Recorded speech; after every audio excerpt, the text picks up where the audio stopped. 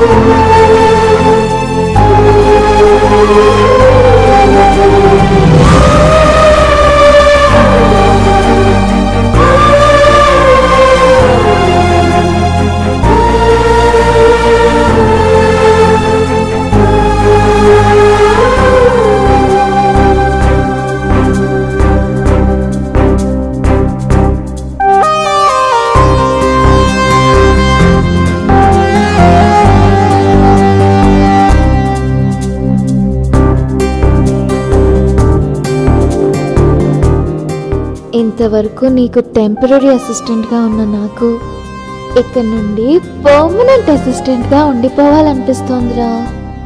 I miss you. I love you. I really love you.